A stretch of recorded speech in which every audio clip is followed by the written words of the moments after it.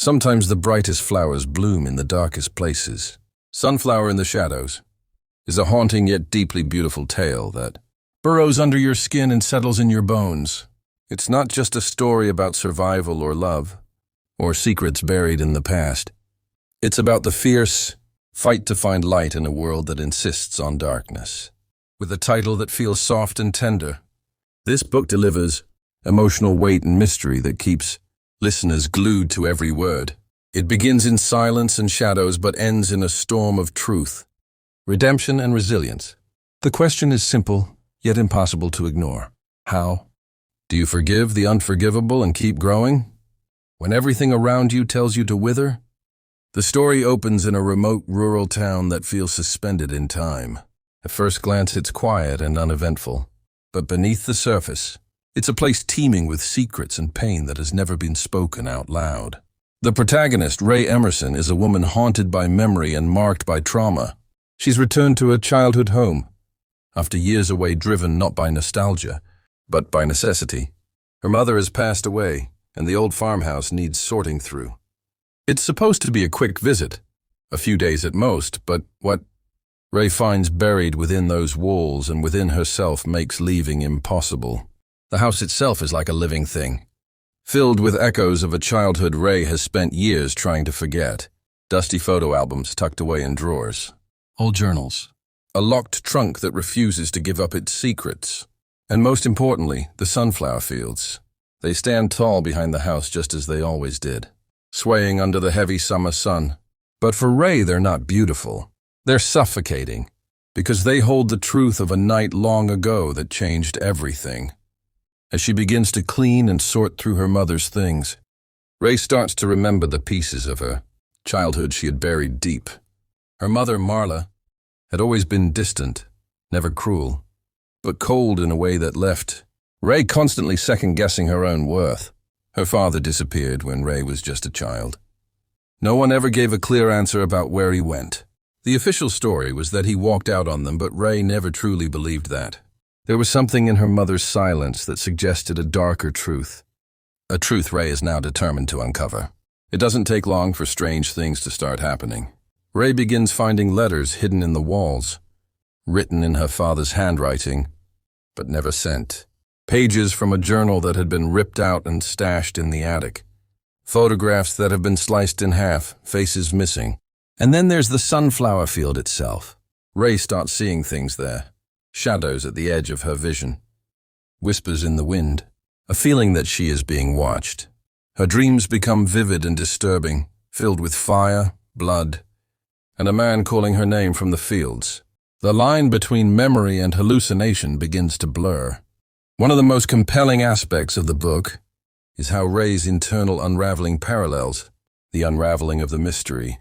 She starts to remember things she had blocked out. Her mother's panicked face on the night of a terrible storm, a scream in the darkness, the strong arms that pulled her away from danger, and the blood on her pajamas the next morning. Bit by bit, she begins to piece together a version of the past that no one ever told her. A version where love and violence were tangled together, where protection looked a lot like punishment, where a young girl was forced to carry a secret so heavy it crushed her spirit for decades. Helping her uncover these buried truths is Noah Carter, a childhood friend turned small-town deputy. Noah had stayed behind when Rae left. He's loyal, steady, and has always carried a quiet affection for Rae even when she pushed him away. At first, Rae keeps her distance, unsure if she can trust him with what she's remembering. But Noah proves to be more than just a shoulder to lean on. He helps her investigate her father's disappearance, digging into old case files and talking to townsfolk who seem all too eager to avoid eye contact when his name comes up. The deeper they go, the more dangerous things become. Rae soon learns that her father didn't just disappear. He was likely murdered. And the list of people who might have been involved includes some of the most respected names in town. Her own mother might have known more than she ever admitted. The sunflower field becomes both a symbol and a crime scene. Beneath those golden blooms lie secrets that have long been buried, but are now clawing their way to the surface. Rae's sense of safety is stripped away layer by layer as she gets closer to the truth. She starts receiving anonymous notes warning her to stop digging. Her car is vandalized. One night she's nearly run off the road. But Rae has come too far to turn back now. There's a raw emotional undercurrent that runs through the entire book. Rae's journey is not just about solving a mystery, but about healing from years of emotional abuse and self-doubt. The way she questions her own memories, the way she flinches at kindness, the way she doubts her worth even as she fights for justice. It's deeply relatable and painfully honest.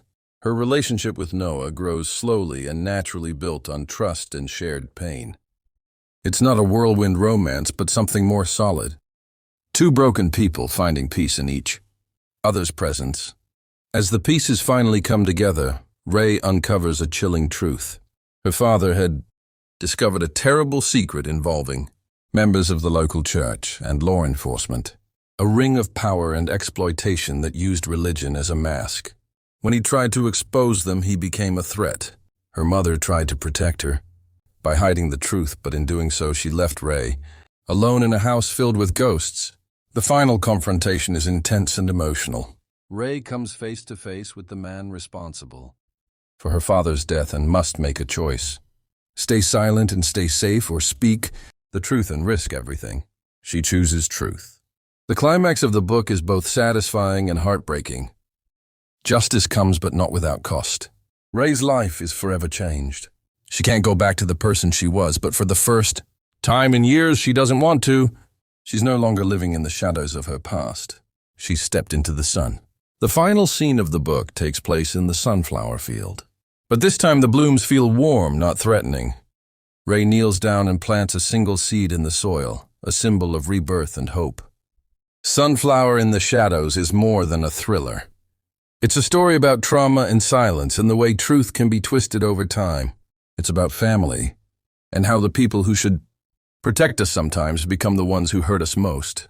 It's about resilience, about finding the strength to confront what you've been running from your entire life. The writing is atmospheric and lyrical. The pacing is tight, and the suspense builds steadily with every chapter. There are no easy answers, but there is hope. And in the end, that's what lingers. This audiobook is perfect for fans of psychological thrillers with emotional depth. If you love books where the mystery is personal, and the stakes are not just life and death, but identity and sanity, this one will grip you from start to finish. The voice of Rae is one that will echo long after the final chapter. Her pain, her bravery, her ability to bloom even in the darkest soil. Sunflower in the Shadows is not just a story. It's an experience, and it's one you'll never forget.